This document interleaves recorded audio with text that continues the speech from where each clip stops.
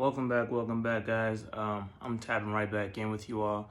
Got some great feedback on my last one, which dealt with mental health. This next topic I'm going to talk about, I've talked about tons of times on my podcast, like in different ways and different avenues. We brought up so many different topics within a topic, like subtopics. And what I'm going to talk about is my dating life. And I'm going to try to make it to where it's relatable, so it's not like too crazy, but just about me. Just I want to talk to you all and really like hear your all's feedback, and I hope you guys drop comments. And if you want to be a guest on my podcast, please shoot me an email. I would love that. And just to get into it, I think we all like to talk about how social media influences so much. Each generation, there's always going to be something, whether it's, Snapchat, Instagram, AOL Instant Messenger, when cell phones were first brought into the game. There's all these things we like to put it on, but I want to get down to the basics of it, when it comes down to who we are as individuals. And I'm 33 now. In my younger years, I modeled after people that either were older than me and I thought were cool, or characters from movies, or artists, things like that. People I just thought were cool, just overall cool, and I wanted to be like them. And I was like, hey, maybe this is the way I should act. And as you grew into relationships and you allowed outside sources to kind of influence who you are, whether it was your friends, whether it was people that you looked up to, role models, you never really found out what you liked. And that's what today's going to be about.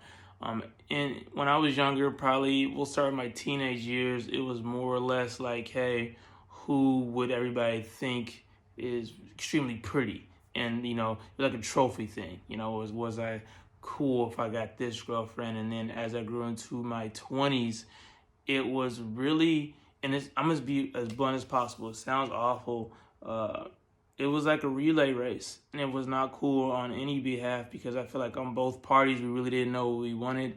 And it was just like, well, blah, blah, blah. It was like speed dating. And I was like, do I even know this person? Do I even actually want this person in my space, or is just something that, was convenient? A lot of people do things that are convenient to them.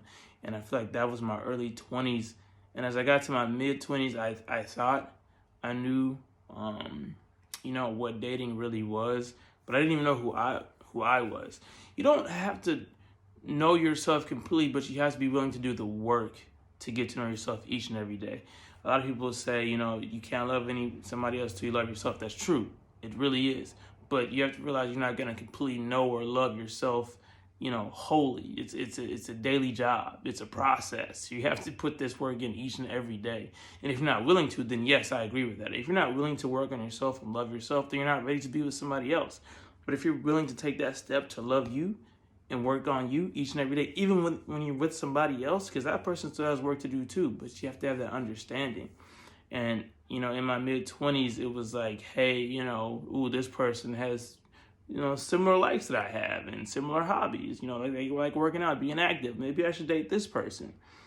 This person reminds me of a character from a book that I read, or somebody I liked in a movie. I should date this person.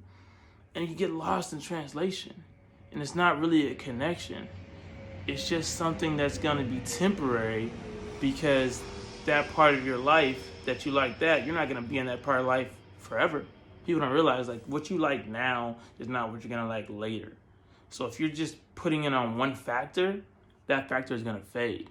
But if you're willing to get to know somebody and be like, hey man, this person, how they are within my space, how they allow me to be who I am, how I feel comfortable being myself around them, and how I want them to be themselves around me, that's like really where it starts. And I see, a lot of my friends who are males struggle with, I think, that approach of trusting and committing, because it's easier for us to be like, I'm gonna keep it moving on to the next one, because we haven't dealt with our mental health within ourselves.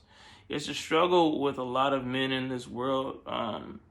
We don't like to talk about it, and it's a hard topic to talk about, but I can tell you right now, if I didn't put in the work to do it myself, I never would have grown into who I am today. And it wasn't an overnight thing, and the process still isn't over, but it's a journey that I want to continue on because it's helping me as an individual. I no longer see anything the way I used to see it. It's a beautiful thing when you can allow somebody to be who they are without judgment or trying to pressure them into something they don't want to be. And on the other side, I feel really bad for females because I open up anything I open up. If I'm going shopping online or anything, it's this standard they have to meet, and it has to be exhausting on both sides because on the other one side, they're trying to figure out who they are and be that and be comfortable in that skin, whatever that is. And they're told one thing. You hear the word slut or you hear the word prude. There's so many negative connotations. There's so many things that bury them beneath the surface, and it's not fair. And then the other side, you got these people, the men who have insecurities and they don't know who they are either. And they're trying to figure it out, and they think if they have this bravado and they have all these people on their roster and all these things, it helps them. And when it comes down to it, it's trying to find that balance of who you are. And, we have to be willing to share that with somebody else. But first, you have to be willing to do that with yourself, And I think that's where I'm at right now. And yeah, it's me being 33. I'm going to be honest with you. It sucks right now. It sucks right now because on a grand scale, it sucks, right? For me, I'm okay with being single. I'm okay with learning about me, but just learning about life within itself and meeting people and not having these hidden motives to be like, ooh, just because she's pretty or just because we have the same likes or same hobbies and we like the same music. There is no like, ooh, I would just date her. It's more or less like, where are you at a human level? Let's connect on a human level and see where it goes from there. I have no set motives or set intentions to be like, I'm only looking at you as this option. I never look at you as a friend. I look at everybody as somebody that I want to get to know. And I talked about it on one of my podcasts. We have this thing to where when you have a friend, you're willing to understand when they make a mistake. You're willing to understand, you see the best in their worst. But when it comes to your significant other, you automatically jump to conclusions. You have all these assumptions, all the expectations and these judgments, and it puts so much pressure on them and it puts so much stress on you. But you don't have that same type of love as for your friend. And so I said on one of my podcasts, try to become friends with somebody before you jump into a relationship with somebody, because then you're looking at them from a different view. You're not looking at them as this person that can only be this or only seen as this. And, a lot of people like to blame it on social media and all these other things. It comes down to you. You have options, you have choices, you have decisions, and you can take yourself out of that world. And that's where I'm at right now. I'm not fully involved with social media. I use it for, my podcast and my pages and just get the message across.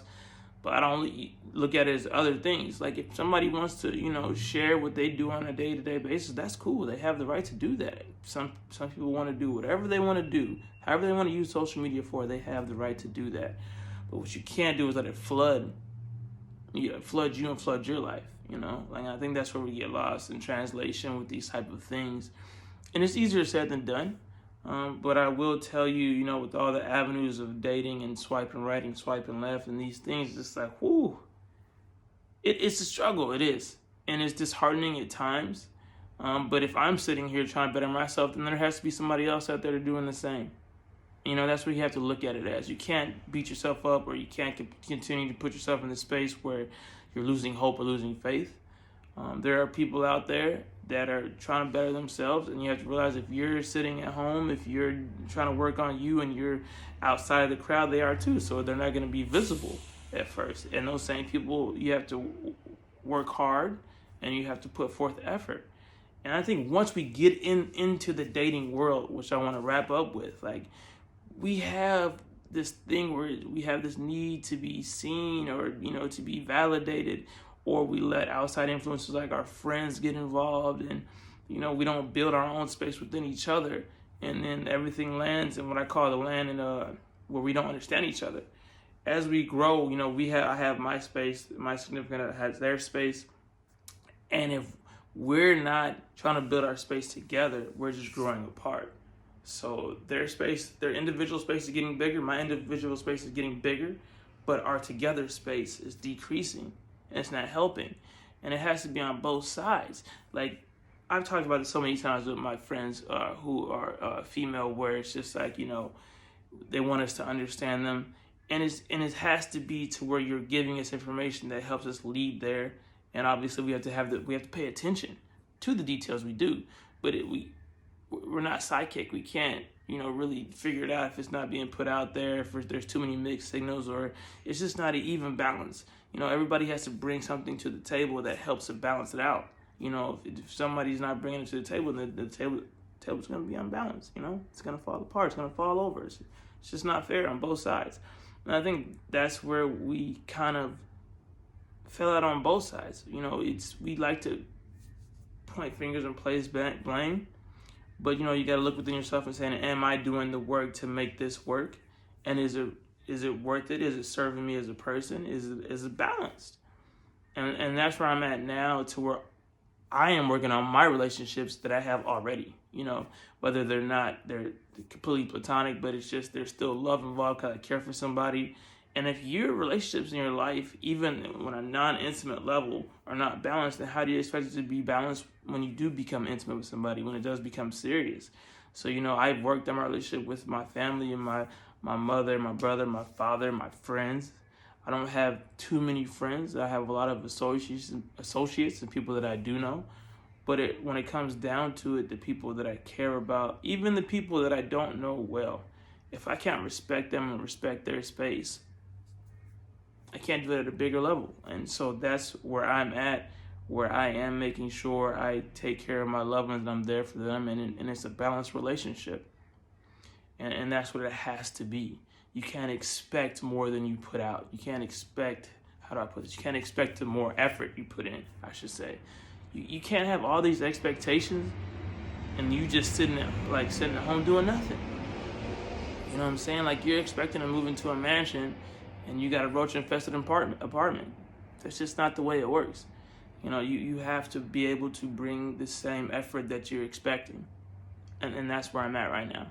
And so I don't really think, although earlier I said it does suck, on the general scale as you look, it's not the most fun thing to do. But I will tell you, the relationships I do have, they're beautiful, and the investment is worth it. And just the giving and the receiving, just the balance that we have, I don't feel like I'm being drained anymore. I think that's the biggest thing when we get in these relationships. We're drained because they're not balanced. So when you leave this space, you share with somebody else, you feel so empty and not loved. And I think that's the biggest message I wanted to get across is, when you love somebody, you shouldn't feel drained.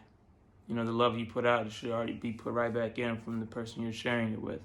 And that's where we're at. I want to thank you all for tapping in with me. This was a subject I couldn't wait to talk about, and I'm going to do more and more. So stay tuned. Until next time.